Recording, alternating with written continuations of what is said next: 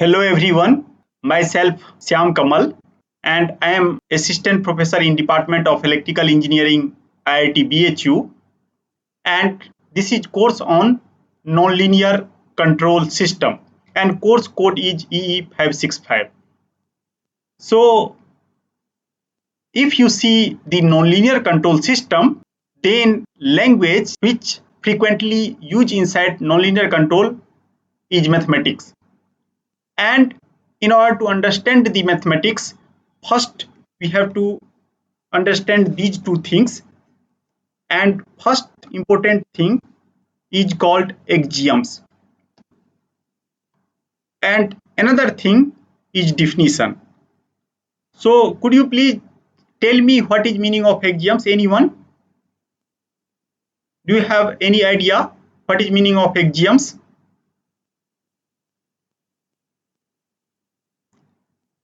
Okay, I will a little bit simplify the question.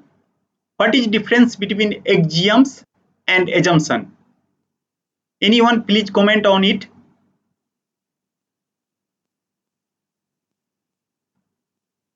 Okay, could you please define the definition? How to define the definition? Anyone? Okay, let us try to see that how mathematicians are able to select the axioms and how one can construct the definition. Because whenever you are writing any paper in PhD, then you have to specify some axioms, some assumptions, and you have also write some kind of definition, because whenever you are writing any paper in control system, then people are expecting that everything should be perfect. So in order to make paper perfect, you have to define almost everything. And if you do not understand what is meaning of axioms and definition, then it is very difficult to write those kind of paper which is easily appreciated by the control community. So let us try to see the purpose of the today's discussion. So in today's discussion, I am going to introduce the axiomatic way of development of system theory. Okay, so here you can see that one new word that comes into picture, that is system. So first I have to define what is meaning of system. In order to explain the definition, I am going to use several simple example. And after this talk or today's discussion, you are able to understand how to select axioms, because whenever we are talking about the nonlinear control system, at that time one of the important concept that is called dynamical system. So how to define dynamical system? For that I need certain kind of assumptions, and I need those kind of assumption which is accepted by the all over the world without any proof. And it is possible to show that if some kind of statement that is accepted by large part of the world, then that is called axioms. So axioms is somehow some kind of assumption only, but that is globally accepted. So try to understand one axioms. So if you remember your childhood day, at that time we are trying to learn mathematics. At that time, how basically we are learning the addition, I have some kind of reference point, and suppose I have this kind of line, and what we are telling that if I want to do this kind of, means I am going to, this is one, some symbol, I am going to operate something like this symbol, and after that 2, and I am going to get some result from it. So how to do this kind of operation? So I need certain kind of axioms. So I have to first assume that I have some kind of reference point. So I am assuming that this is my reference point, and if I do one increment size is totally depending on you. So, but whatever increment you are going to take, that should be uniform. So I am going to take one increment, and this is one. And if you will take two increment, then that is 2. If you will take 3 increment, then that is 3. So whenever you are doing this kind of operation, it means that after taking one increment, you are going to take two more increment, and after that you are going to get your result. And due to that reason, we are interpreting 1 plus 2 equal to 3. So what kind of axioms here involve? Axioms is that we are assuming that there exists some kind of reference point. Most of time we are telling I have some kind of real line, and this is my 0, and after that every increment, suppose this is epsilon, so that I am going to count as a 1. Now using this kind of assumption, I can able to develop the concept of addition. If I have to develop the concept of the subtraction, suppose that I have to do 2 minus 1, then I have to also talk about the decrement.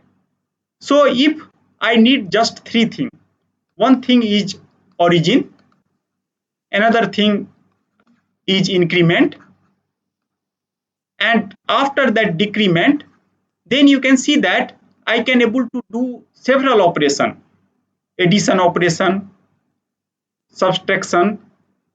If you have to multiply, suppose you have to multiply 2 into 3, then either you can do 2 plus 2 plus 2, or you can do 3 plus 3. Again, you can see that by using this primitive 3 axioms, I can able to achieve 3 plus 3, or 2 multiplied by 3 also.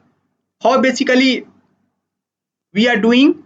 We are interpreting this symbol in terms of this symbol, and after that we are interpreting this symbol in terms of origin and increment.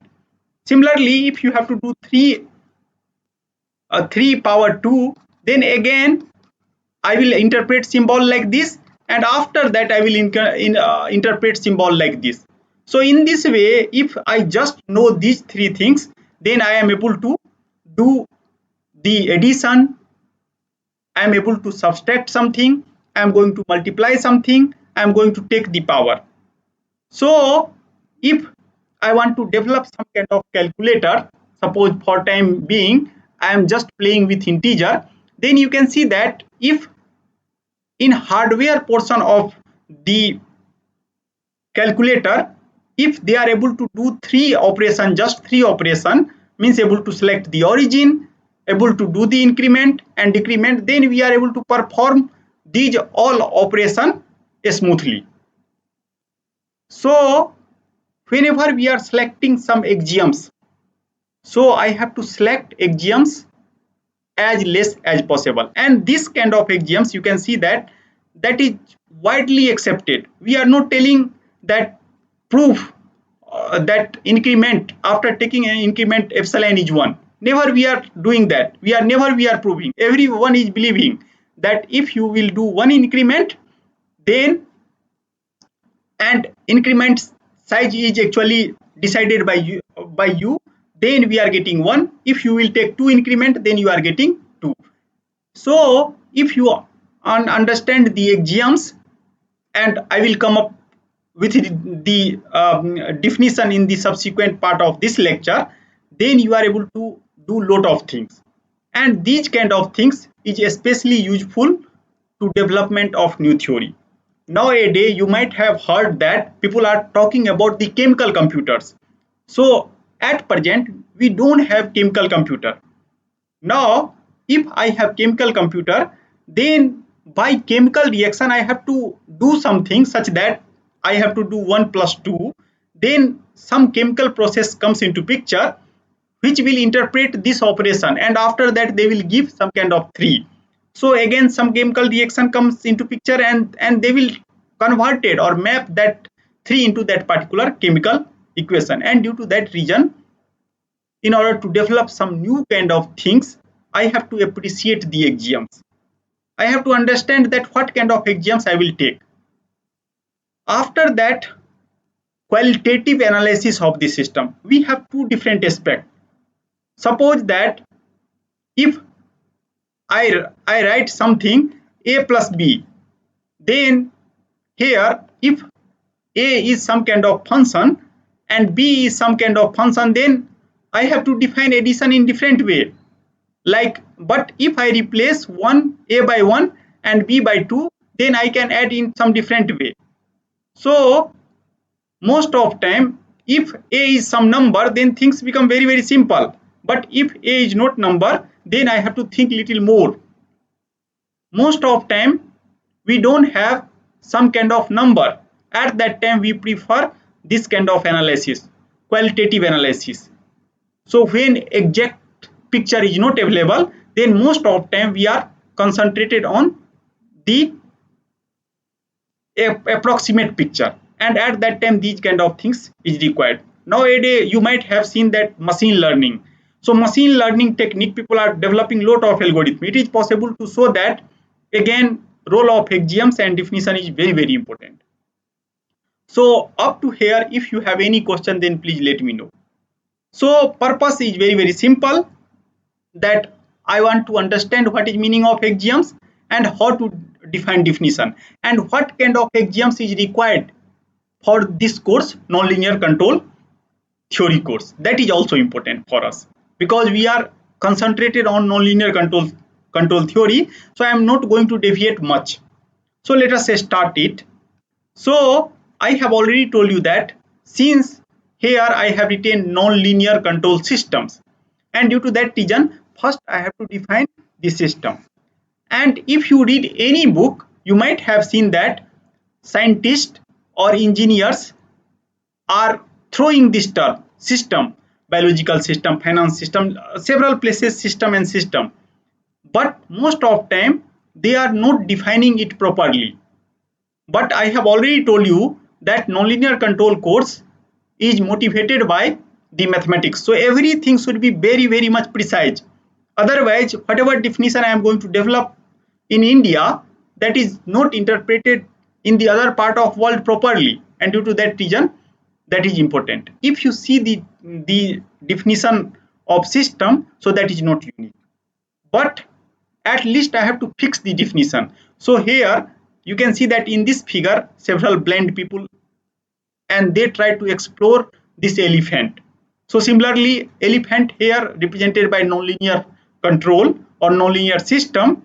So we do not know much about nonlinear system, but every part of people from the world, they're trying to develop some kind of theory. So sometime if all are blend, so if they will touch this part, then they are telling that system looks like this, or these are the properties. Some people, if they will hit the system from this side, then they will give some other definition. So common, how to give some kind of common definition, so that is not a easy task. So due to that reason, I have to become little bit specific. So what I am telling, that I have to start from somewhere, otherwise I cannot able to explore nonlinear control system, because if I do not know system, I do not know what is meaning of system, I cannot proceed. So what basically we are telling, you can take any object.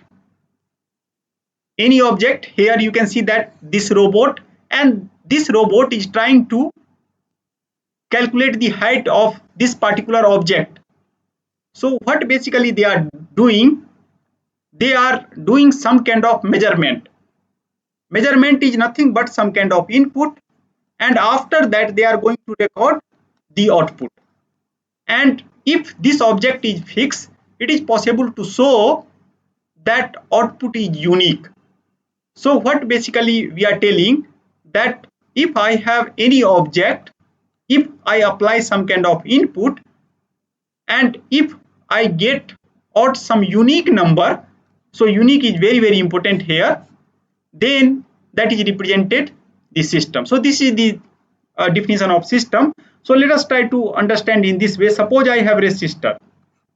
So what basically we are telling, I am going to apply some kind of voltage source here, and after that I am going to record the current by applying this voltage. So I, and what basically we are going to do, now I am going to change the voltage. So we all are already well aware that current is also going to change. So suppose if I have voltmeter and ammeter, so what I am going to do, I am going to alter the input and going to record that input using voltmeter, and whatever output, that is current through this resistor, I am going to measure using the ammeter. So both time I am going to do measurement, and after that I am going to record. So if you record it, so suppose if I plot V here and I here, it is possible to show that you are getting number like this, some number like this you are getting, and if you add all number together here up to 0, I have started at 0 volt, I am not going to negative side, then it is possible to show that whatever slope, and could you please guess the slope of this particular line? Anyone? Anyone, please come ahead. Dinah, could you please tell me what is slope? Sir, resistance. Okay, this is resistance.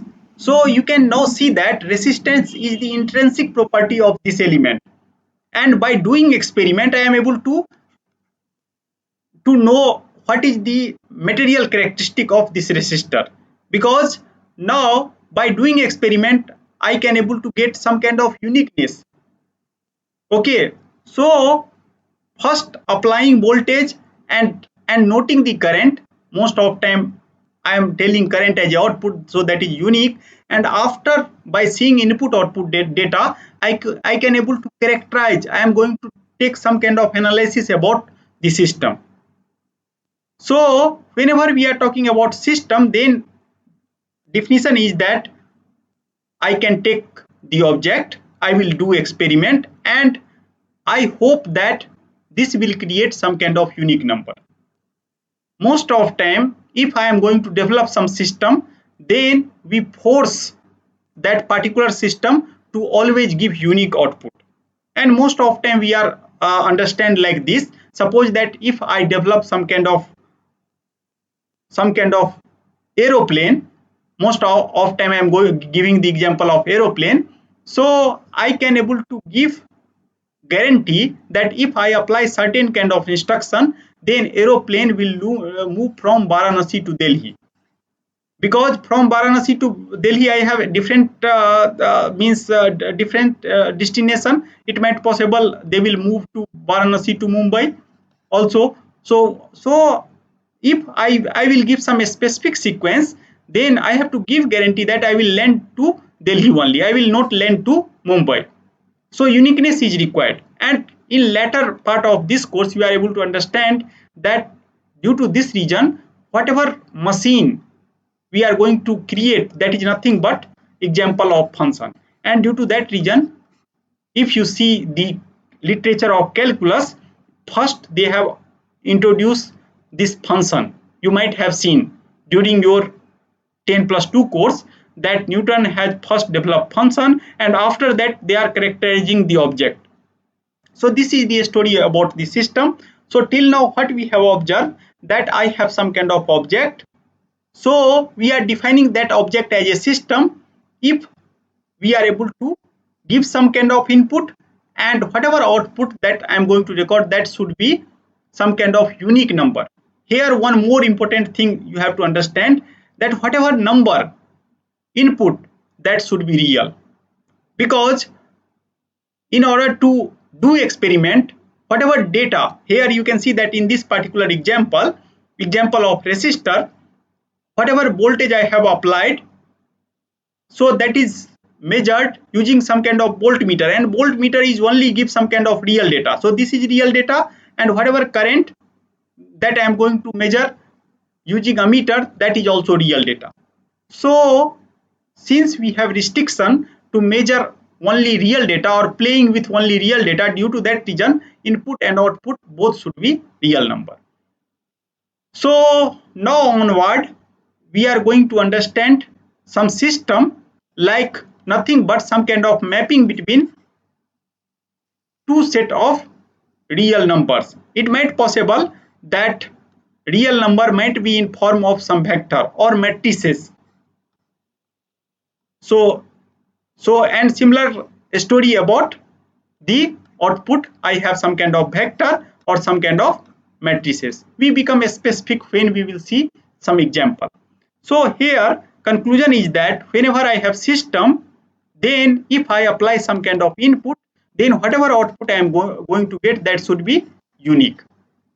So now you can see that this number, if you list this number, output number, then that will tell you lot of information about this particular system.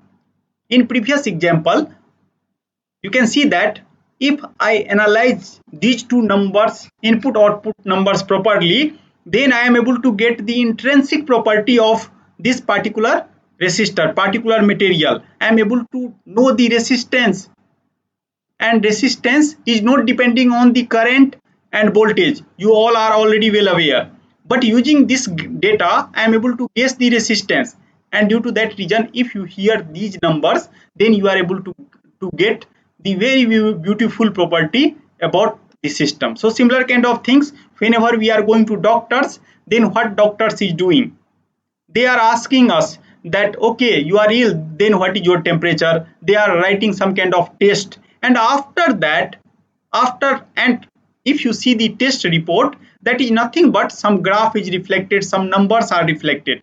So from that graph and numbers, doctor is going to tell us that you are suffered from this particular disease, and due to that reason you can see that number is very important. So whenever we are going to define something, we are going to define in terms of the numbers. So let us try to see the importance of number. You might have seen that I have two different classes of object. So I have physical object. What is meaning of physical object? That I have some kind of realistic object which I can feel, I can touch, I can operate. So each kind of object is called physical object. And what we are going to do, most of time this physical object is very complicated, and sometimes we do not know physical object also. Suppose that I do not know, or we do not know that what kind of computer is going to develop after 50 years. So every day you can see that we are getting some kind of new system. So physical object is not known to us at this particular moment, but it is possible to show that I have some representation from the mathematics side such that approximately I can capture this physical object, and that is called abstract object. What is meaning of abstract object? Physical object is realistic object, and whatever model, approximate model of that physical object, that is called abstract object. So what basically we are doing, that how basically we are telling that physical object is approximately matching with abstract object. By representing physical object by some abstract way, we are applying input and we are recording the output, and after that we are checking that if same set of input and output, if same set of input I am going to apply, then whatever output I have received from abstract object, that is matching here or not. If that is matching, then we are telling that this particular mathematical representation is the model of this physical system. So using input output, we are telling okay, that even if I do not know the system, how basically this system behave, but I have some tool to capture the behavior of the system, and here whatever tool I have, that is nothing but mathematics. And you might have seen that either we are using some kind of algebraic equation or some kind of differential equation, ordinary differential equation or PDE or some kind of delay differential equation. So we are representing the system in abstract way, and same system can be represented in infinite many way. Why infinite many way I am claiming? You can see that I have some set of input and I have some set of output. So could you please tell me that how many different way I define the function such that I can associate input to output? Anyone? Taslima, are you here? Sir. So have you understood my question? What I am telling, I have input data. Suppose I have some input data and some output data, and I have already told you that whatever system I am going to define, that is some kind of function, because that Yes, is going sir. to give out unique output. So how many different way I can define function such that I can associate input to output? So it can be a linear function or a non-linear function. Yeah. So how many different way? Um, How many functions? How many linear functions? How many non-linear functions? It may be infinite, na? yes, sir. It may be Any. infinite. And due to that reason, what we are telling, that one physical system has how many possible model, abstract object or abstract model. How many abstract model is possible for single system? Sir, infinite models can be And possible. due to this reason, infinite many model is possible for this single system. So Yes, sir. due to that reason, infinite many people can do PhD on one single system. Okay, and we are doing the same. We are representing, I have some robot.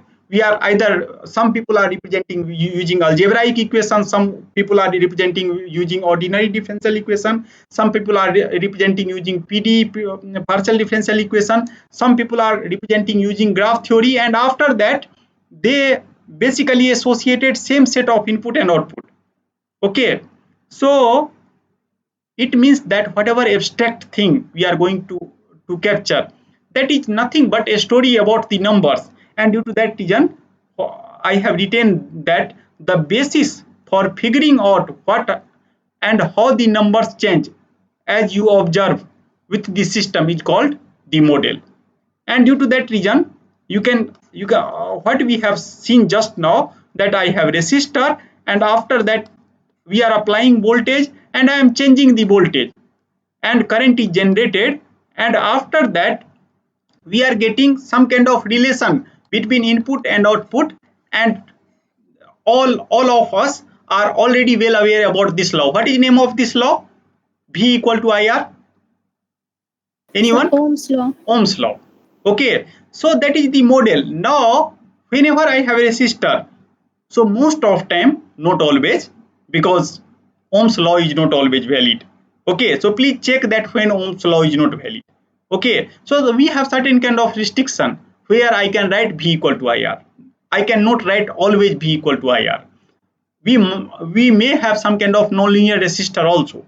Okay, so if I have some kind of linear resistor, then I at least I can write like this. It is more proper to write like this, because we are changing these two quantity and this is proportionality constant.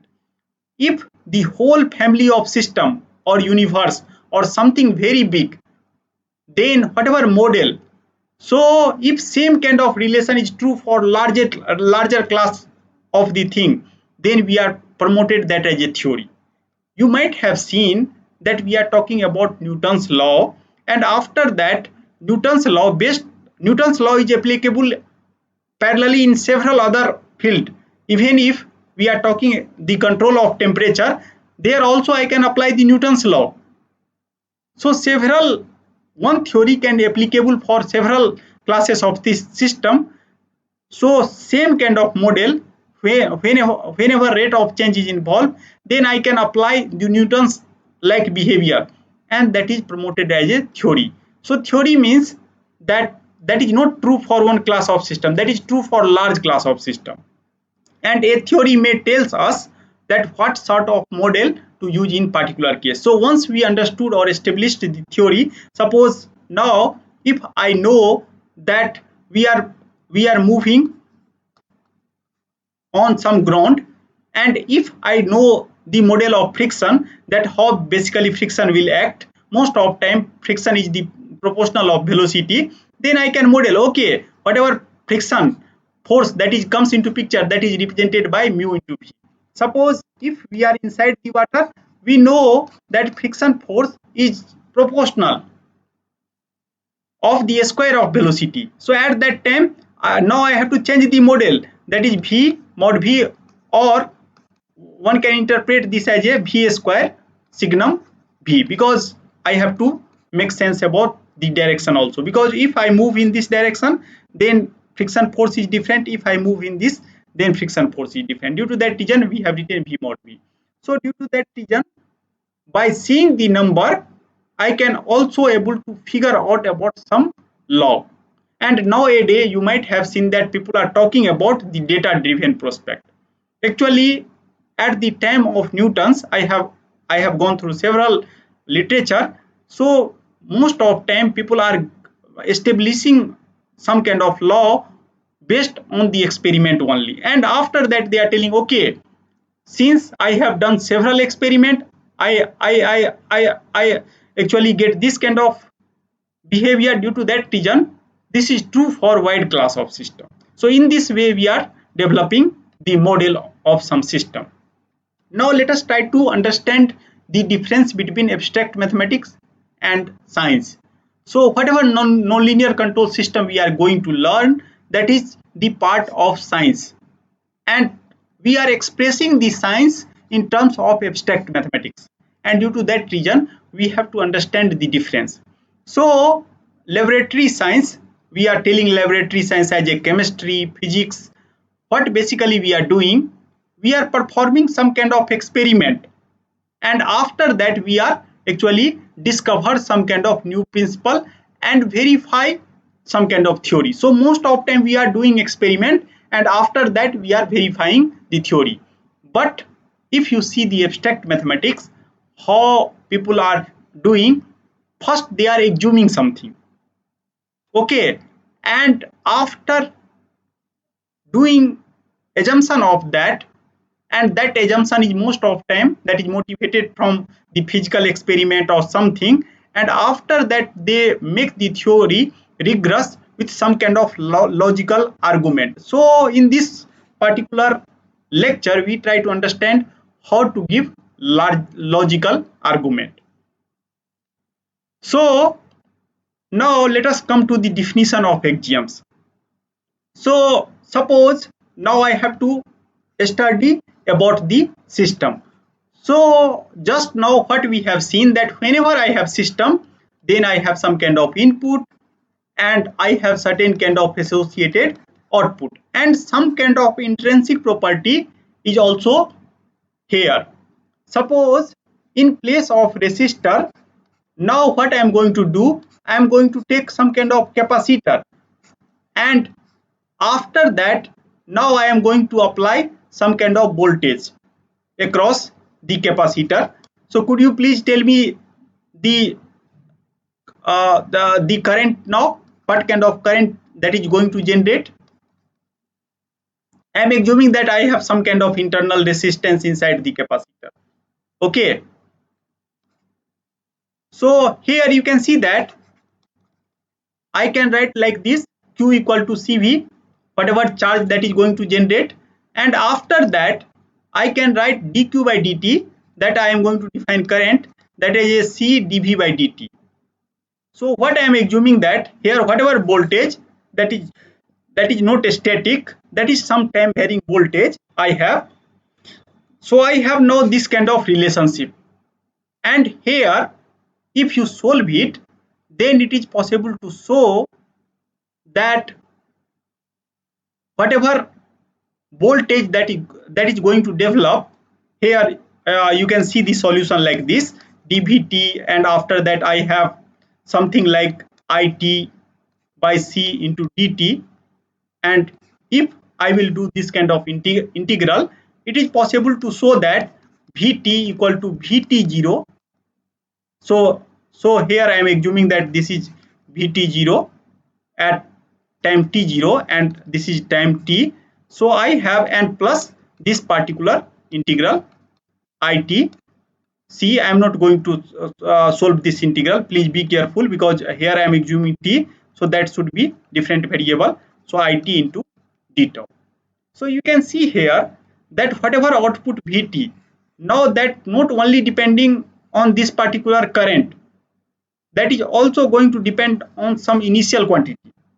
So whenever we are going to talk about the mathematical model of this capacitor, at that time I have to first make certain kind of set, and inside that set I have to collect everything. I have to collect the input, I have to collect the output, and I have to collect some kind of initial condition also in order to understand the futuristic behavior of this particular system.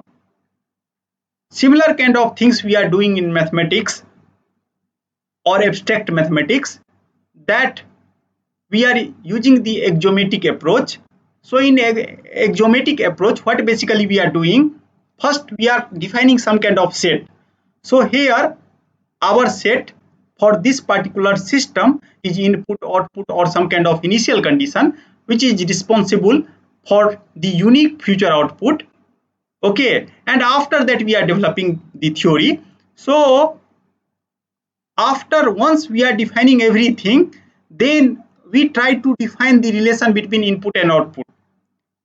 Whatever relation I am going to or whatever rule I am going to give, that is called axioms. Suppose I have input and output, I have just tell now that always system should be function, some kind of function, otherwise uniqueness is lost. It means that my assumption, I am going to believe on this thing, that whatever system now I am going to develop, that is nothing but some kind of function. So whenever we are talking about assumption, axioms, at this at meaning of axioms is that we are going to accept that assumption, and same kind of assumption is going to accepted by other part of people from the other part of the world. So I hope that now you are able to understand what is the difference between assumption and axioms. Assumption most of time that is very local. Suppose that you are doing some kind of experiment here, and we are assuming that whatever our operating condition, that only lie in some small vicinity of some operating point, then I can represent that system as a linear system. So here overall system is might be non-linear or something else, but what I am assuming that my operating point is only lying between this particular region, and every place has some kind of environmental condition, lot of different restriction whenever we are performing experiment. So all these quantity are the local, so that is not axioms, that is just an assumption. So if I will go with same system to other part of the world, and if they will not confine in this region, then whatever theory that comes into picture, that is totally different. So remark is that an axioms is an assumption that we agree to make, usually because everyone agree that it is sensible. So I have given in a starting, when I have started this lecture, I have given the example of this difference, and after that increment, and I have talked about the decrement. So everyone is agree that okay, I am going to create some kind of number line, and using increment and decrement I can develop 1 or -1 or -2 -3 infinity minus whatever. So this looks sensible, due to that reason people has adopted it, and after that they have defined the several assumptions. So axioms is very important quantity, and you can see that last sentence, we do not try to prove the axioms, and an axioms is something that we all agree to assume it true, so that we can get on with using it more interesting thing. Suppose whenever we are talking about electrical system, then we are talking about charge, and we all are knowing that charge is quantized and their value is 1.6 10 power minus 19, and that is also confirmed from the experiment. but we are not proving that why that is 1.6 multiplied by 10 power minus 9. We are accepting this fact, and after that we are defining the notion of current, notion of voltage, and after that we are analyzing the whole circuit. So somehow first we have to assume something, and after that only I can start. And whenever we are blindly believing on something without proving it, then that is called axioms. Okay, anyone has confusion on axioms, then please let me know. Anyone anyone has any confusion on axioms?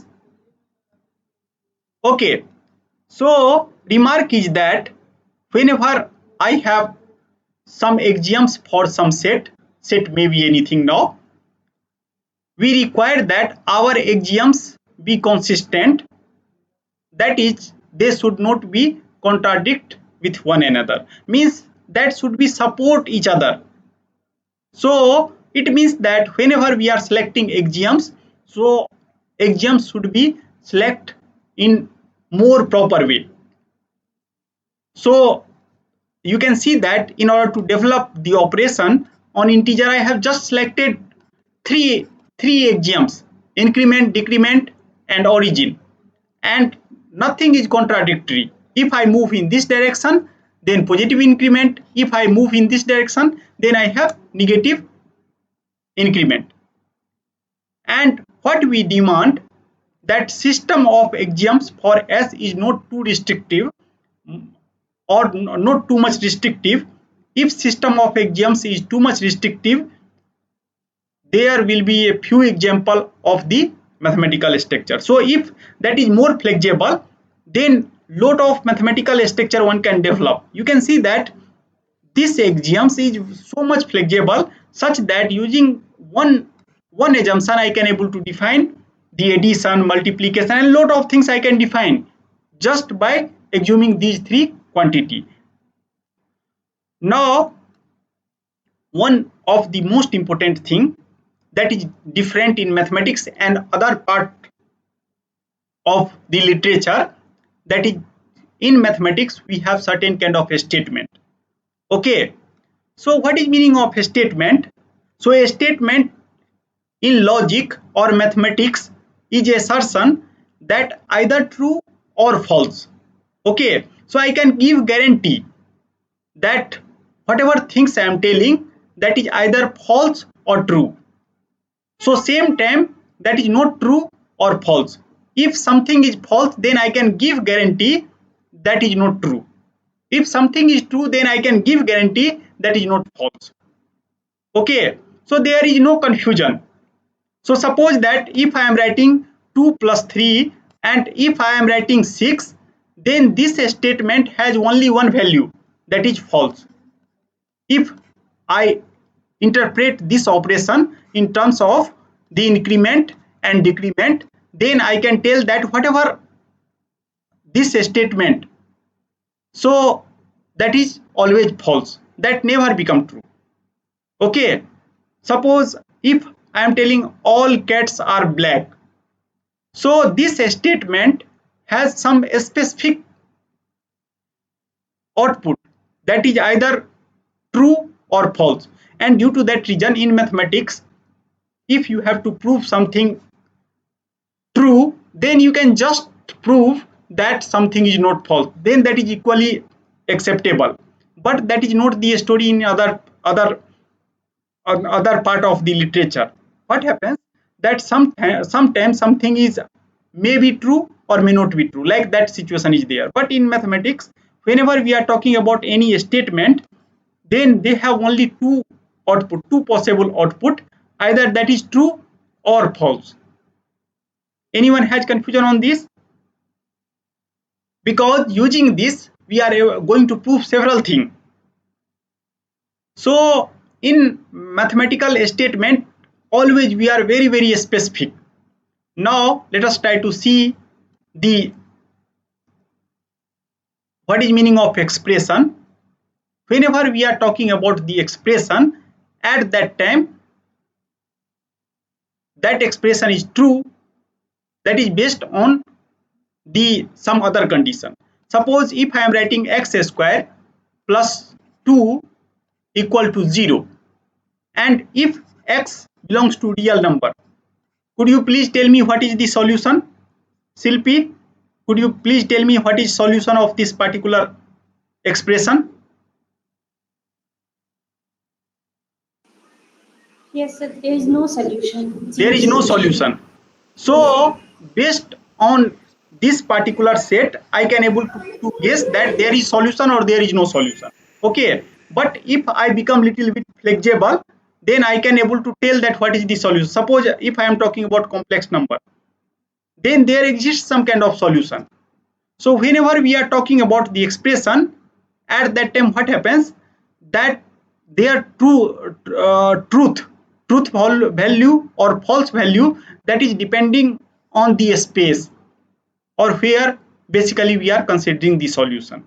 Okay, so this is the story about the expression. So in this way, whenever you are writing a statement, then please be careful. A statement means I can give guarantee that is true or false, but expression, that is depending, their truthness is depending on something else, but truthness of a statement is pretty much sure.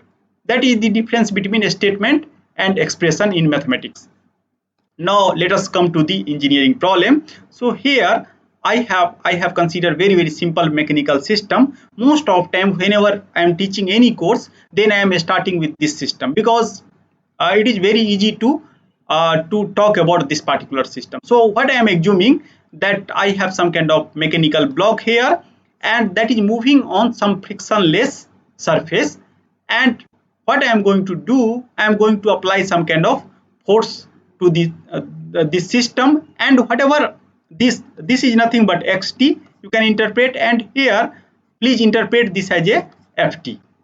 So I have applied some kind of force, and this position comes into picture, and you can see that by simple Newton's law I can able to write like this, that rate of change of position is velocity. Okay, so those who are attending the morning class, I have told that under which condition I can able to apply Newton's law or not able to apply Newton's law. Here you can see that whatever mathematics I have written here, that is not always correct. Okay, so Ankit, could you please tell me that under which situation I cannot apply Newton's law? Ankit, are you here? Yes, sir. Yes, sir. Under discontinuous conduction, under discontinuity and Yeah. If xt is discontinuous, then I cannot define the velocity. At that time, I cannot able to apply or write this expression. So I am assuming here inherent assumption whenever we are applying the Newton's law, that we are assuming that xt is continuously differentiable. Okay, and after that, since we are also talking about the acceleration, it means that we are assuming that that is two time differentiable, then only I can apply Newton's law. After that, what we are also assuming that whatever mass of this block, that should be point mass, otherwise I cannot apply the Newton's law. So whenever we are doing the mathematical model, then you can see that lot of assumption we are doing. So in order to write this physical system like this way, I am assuming that I have some kind of whatever this object, that should be rigid, that is not flexible. Second thing, xt should belongs to c square. Third assumption, I am assuming that there is no friction, otherwise I cannot write model like this. So under this assumption, whatever physical object, I am going to represent that as a some kind of abstract object. Okay, anyone has confusion on this? Here just I have applied F equal to ma, mass into acceleration. Okay, now you can see that here again this is ft and this is xt. Okay, so here again you can see that now I have to understand that after application of this force, what is futuristic state. xt. Most of time, whenever we are talking about control system, why what is our goal? Prime goal. Prime goal is one of the prime goal is to know the future. So I want to know the future uniquely. So if you are willing to develop the xt, so here from this two expression you can see that if I integrate first one, so this is very simple integration, but I do not know at what time this force is applied, and due to that reason I am doing integration from minus infinity to t. Okay, suppose if you start your experiment at t0, then I can tell that okay, I am going to split this definite integral in two way, minus infinity to t0 and t0 to t. Now if you interpret this particular block or particular quantity, that is nothing but vt0, because again you can see that integration from minus infinity to t0 ft by m, so that is nothing but some kind of velocity, so initial velocity. So in this way, what one can give guarantee that if I know the vt0 and mass I am assuming that is known to me, that is parameter, and if I know the ft, then I can able to guess the futuristic position. Please be careful here. I have written here since we are integrating from t0 to t, so that should be something tau. Okay, so this variable and this variable should not be same. Okay, so in this way I can able to calculate the vt, and I will tell you why I am doing this kind of calculation, and after that in order to calculate xt I am going to integrate this by this expression. From this expression, if you integrate it, then you are able to get the velocity, and whatever velocity we have developed just now I am going to substitute, and after that again here tau and d tau, and after that what happens that I have again this quantity is nothing but xt0, and this is t minus t0. I am assuming that whatever initial velocity that is constant, so I can write like this, and after that I can write like this.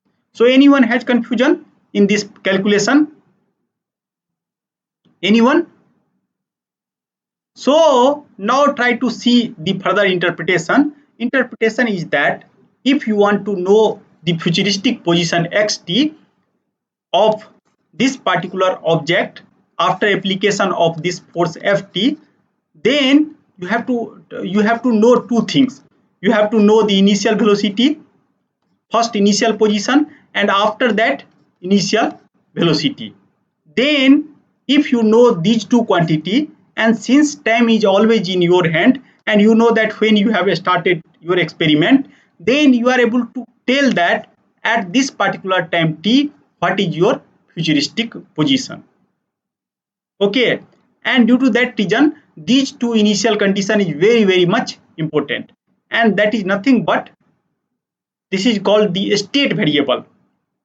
What is meaning of state variable here? That if I know these two quantity, and if I know the mass and force applied to the system, then it is possible to show that I can uniquely predict the future. Anyone has confusion on this? If I know xt0, vt0, mass and force, then I can able to know the futuristic position xt, and somehow idea of differential equation to know the future. Okay, so let us try to see that why I am telling this as a state. So I will come to the next part. So one of the important thing that is called dynamical system. So now let us try to define what is meaning of dynamical system. So a dynamical system is a oriented mathematical relationship in which we have two axioms. And what is the axioms? We are assuming that a real output exists for all t greater than t0 for given real input. So I have already told you that whenever we are talking about system, it means that somehow we are establishing relation between input and output. So, and I have already told you that whatever measurement measurement things we have developed till now, that is only able to interpret the real number, and due to that reason this assumption comes into picture. Axioms or assumption you can tell, that is globally accepted assumption. So this, if these two assumptions are satisfied, then only I can tell that this particular system as a dynamical system. Another assumption or another axioms is the output do not depend on the input or futuristic input. That is the meaning, that whatever output here, that is depending on the present input or might be past input. Okay, not should be depending on the futuristic output. And that class of system is called non-causal system. So suppose that if you have share market, and sometimes what happens in share market, if people expect that after 5 years or after 5 months some problem happens, then they start withdrawing the money. So somehow their present decision is affected by the future future means future decision, and due to that reason future situation, due to that reason that is not a dynamical system. So anyone has confusion in this? So whenever we are talking about dynamical system, we have just these two axioms. So I have to believe somehow inherently we are believing on these two assumptions. So whenever we are talking about any dynamical system, we are assuming that whatever input and output, that is some class of real number, and output should not depending on the futuristic input. Now I am going to define the state. The state of the abstract object is a collection of number which together with input ut for all t greater than equal to t0 uniquely determine the output yt for all t greater than equal to t0. So what in previous example you have seen that I have applied some force ft, and after that I want to know xt. So in order to do that, I have to understand what is initial condition xt0 and what is initial condition vt0. Then only I can able to tell that what is t after t greater than equal to t0. So these quantity, this xt0 and vt0 is somehow carrying the information up to time minus infinity to t0, and that is nothing but the state of the system. So a state is nothing but some kind of energy or information carrying variable, such that if I know that information carrying variable or energy carrying variable, then uniquely I can able to talk about the future. Up to here anyone has confusion? So till now what we have seen, that whenever we are defining some kind of dynamical system, then I have two global assumptions, that is axioms, that whatever input and output that should be real, and output should not depend on the futuristic input. And meaning of state is some kind of energy carrying variable which is responsible to create some kind of unique output for some particular input. Now let us try to see the goal. So what is our goal? That suppose I have some system, and most of time whenever we are doing the experiment, I am knowing the input and I am knowing the output. Most of time if system is very complicated, then we are not able to understand what is going inside the system, but I have several way to interpret the input or record the corresponding output. So question is that, given that we have a dynamical system means these two axioms are going to satisfy, we relating output to input, we would like to construct a set of mathematical relation defining a state of the system. Because if I know the state, then only I can tell that if I know the input ut and this state, then I can able to predict the output. And due to that reason I have to define these variables. These are also called internal variable, such that using the help of this internal variable, I can uniquely predict the future. That is our goal. So now you can see that I have three different quantity. I have some kind of input, I have some kind of output, and some kind of internal variable. So question is that if I have some input and output, then what kind of property or how many different way I can select the internal variable. So now again, Taslima, could you please answer that? Suppose that if you have input and output, then how many possible way one can select the internal variable? Taslima, Sir, there can be many ways to select. why? Uh, Because we have just seen that internal thing, this is some kind of function, okay, and function can yes, sir. define in infinite many way, okay. Yes, sir. So due to that consequence, I have infinite many way to define some kind of mathematical function, okay, such that I can relate the input and output, okay. Yes, sir. So for one physical system, now I have infinite many representations, okay.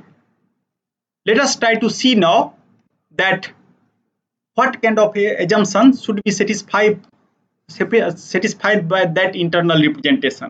So whenever you are going to develop some kind of a state space representation or going to select some kind of internal variable, then you have to check that these all five axioms are satisfied or not. Most of time what happens, people are not careful about this, and they are what they are doing, they are taking anything as a state variable. And what happens, if you are select the imprecise state variable, then you are not able to predict the future uniquely, okay. So first axioms is again motivated from the dynamical system. You can see here that a real unique output, so yt represents the output of the system. I am going to write, then things become more proper. This is yt, this is input ut. You can see here that some quantity is written like this. It means that this is nothing but solution trajectory. So suppose I have some kind of input and output, and whatever trajectory or whatever internal quantity that is coming like this, so I can select internal quantity here. So that is function, this is solution, that is function of time t0 x t0 and u tau 0, okay. So what I will do in next class, I will take example, and after that I will show you what is this phi. So for time being, you can just interpret phi as a solution, and y and t, whatever that yt, that is function of that solution also. And after that, what uniqueness is required, due to that reason second axioms comes into picture. So output should be unique. And after that, you can see now that state variable I can select anywhere in this particular line. Any quantity can be selected as the state variable, so there is no restriction. You can able to select anything as a state variable. So state variable either you can select here. So suppose if you have to predict here, then you can select initial condition here. Then also you are able to come up with this only. Again from here to here you can come like this. So it is possible to show, if you select this initial condition, then this is futuristic trajectory, so you are able to move from here to here. After that you can again able to move from here to here. That property is called transition property. And after that, trajectory should not depending on the future. So these are some kind of mathematical representation. So suppose that in future, if you are going to write some paper where you are going to coin some kind of new state, and suppose if some reviewer is telling that whatever state you are taking, that is imprecise, then you have to show that that will satisfy all five axioms. And if you are able to show this, then no one can claim that that is imprecise state, okay. So randomly we are not selecting whenever we are writing any papers or doing research in nonlinear control. Always we have certain kind of guidelines, and based on that guidelines, and that is universally accepted guidelines. Now let us see some simple example. So so here yt equal to j into ut. So I have this particular system. So question is that, could you please tell me that this is dynamical system or not? Anyone? Ruchi, could you please tell me that this is dynamical system or not? Yt equal to jut. Sir, no, sir. This is not dynamical system. Suppose that if you select ut as some kind of real number, then whatever output yt you are getting, that is complex number.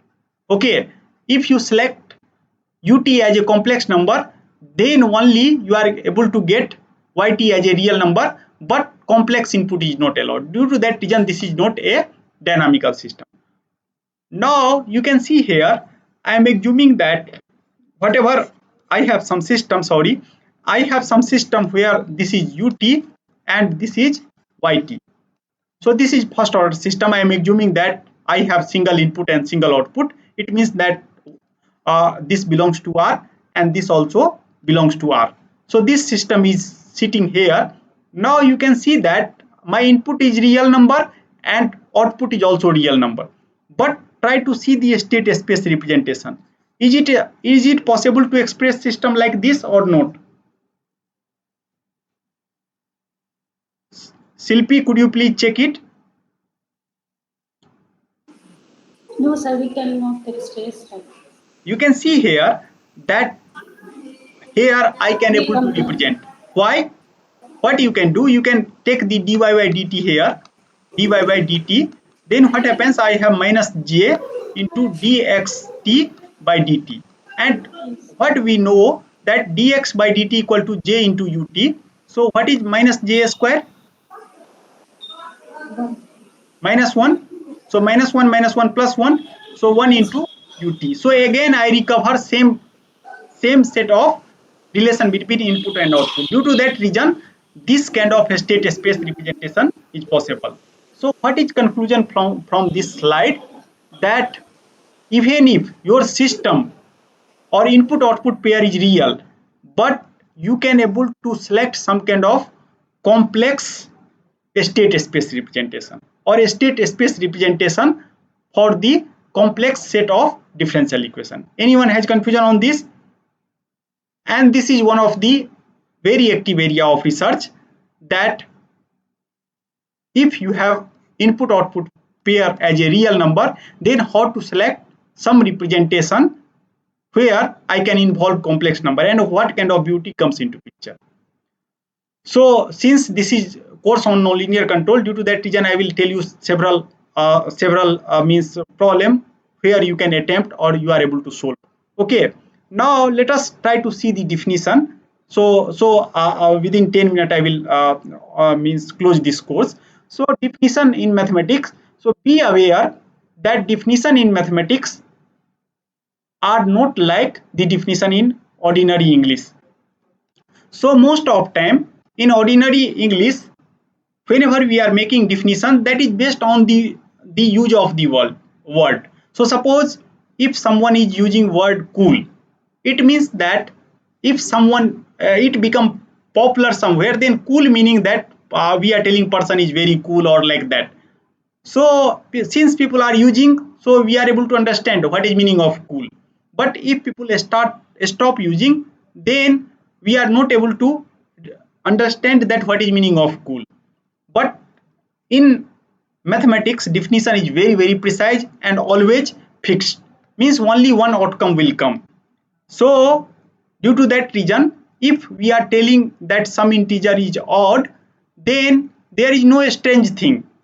We know or we are interpreting that what is meaning of odd, and so definition is always fixed. It might possible I have several mental picture means I am telling okay 1 3 5 7 9 as a some kind of odd integer, but this is not the definition, because we are defining odd number and after that we are creating some kind of example, and example we are just creating for our understanding, not for giving the definition.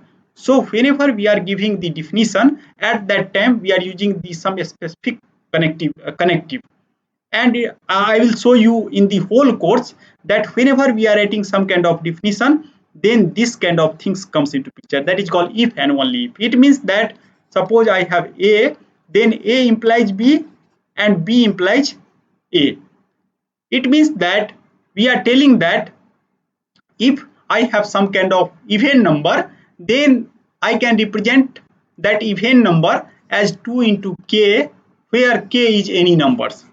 It means that if I will get 2k, then I can interpret that as a even number.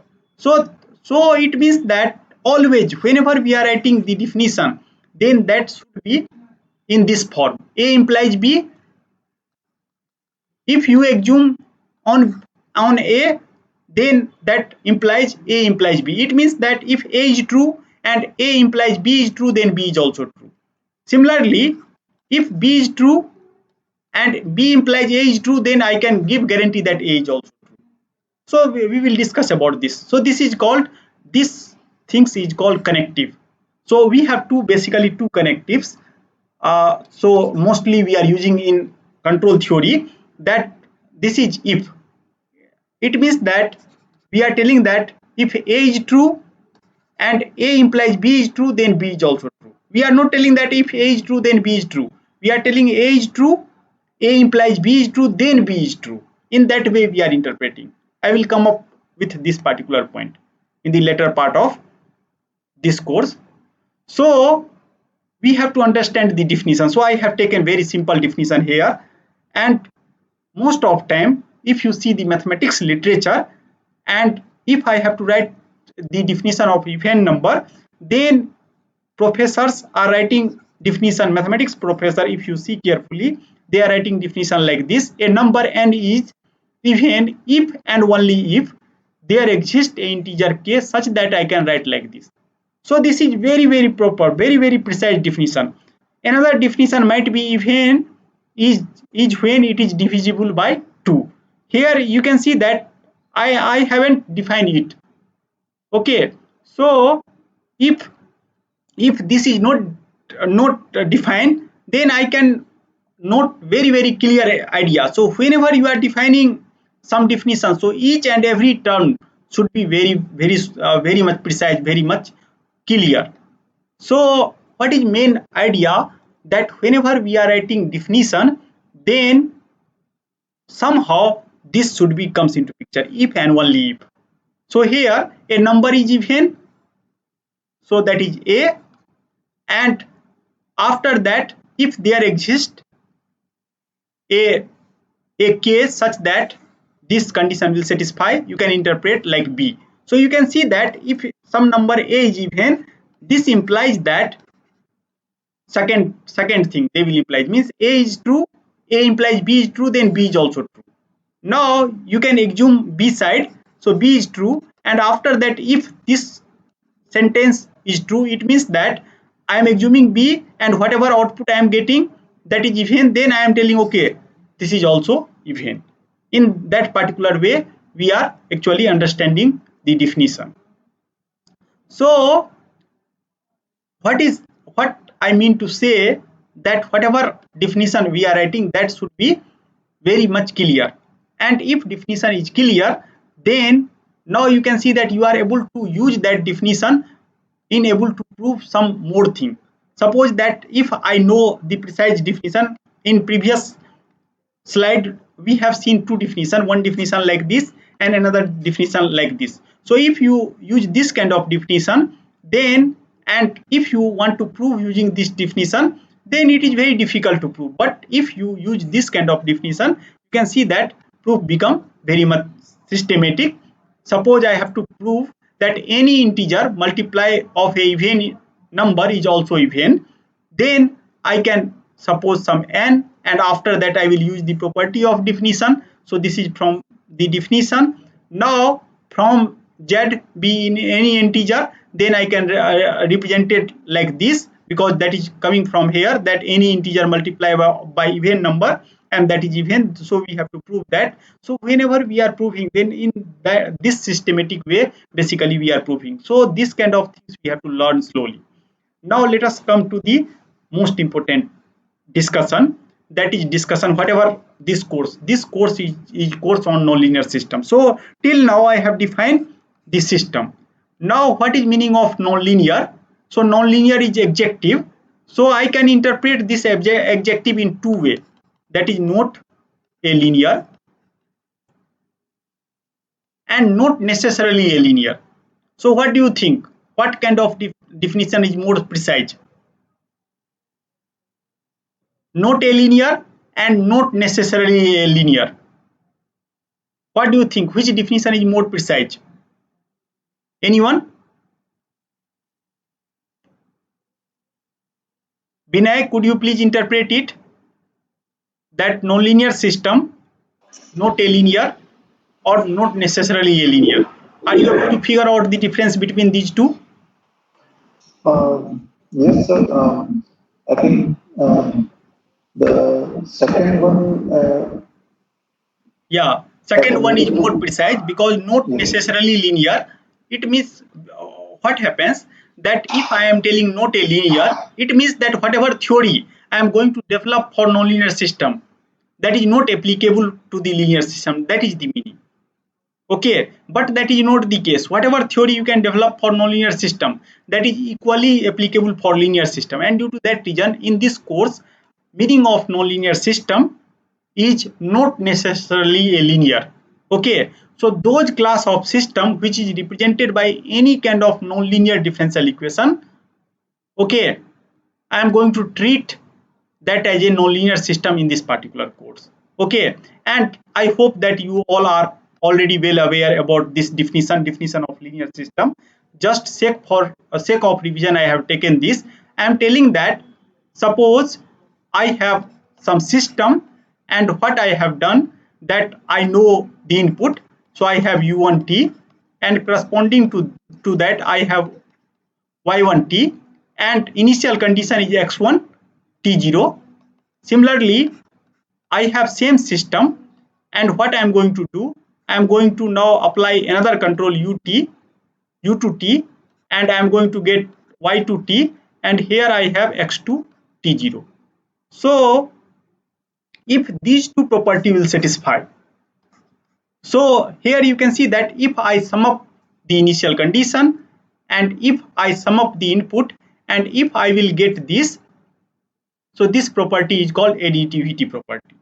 And what is meaning of homogeneity property? If I scale out each and everything, I have scaled this input, I have scaled the initial condition in with same weight, then if output is scaled out by same weight, that is homogeneity property. And if I combine these two properties together, then that is called superposition property. So please try to see the difference.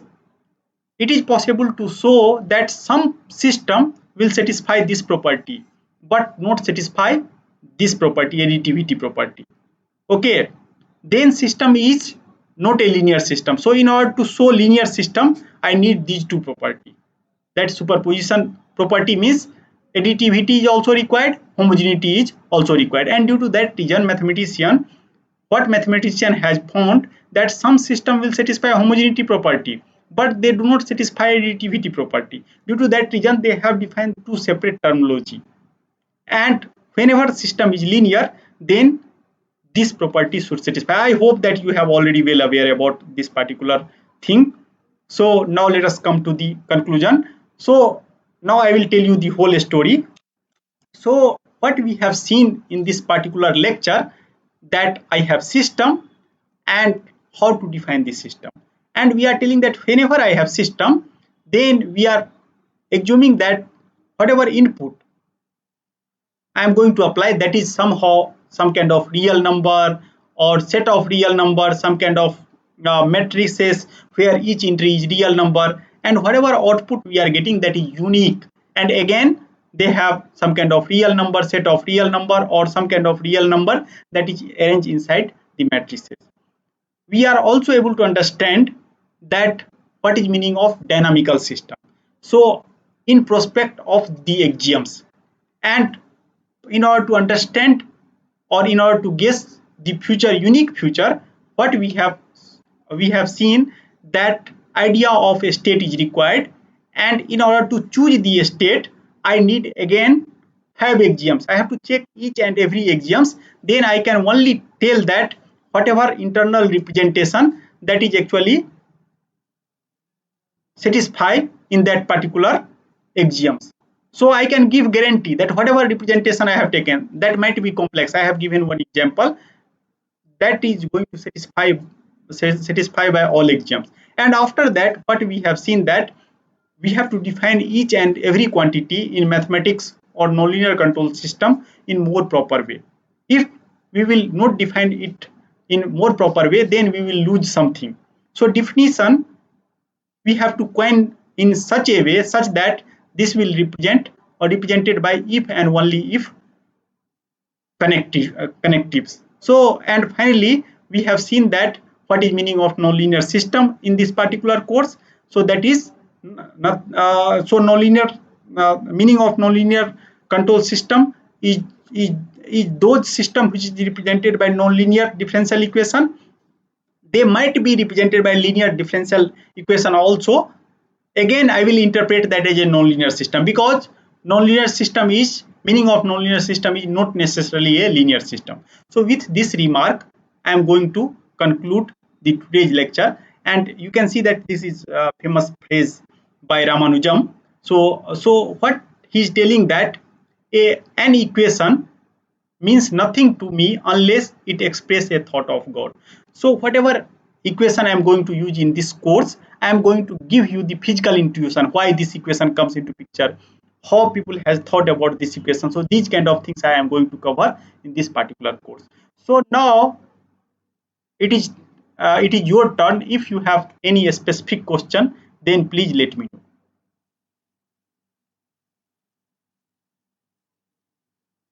Anyone?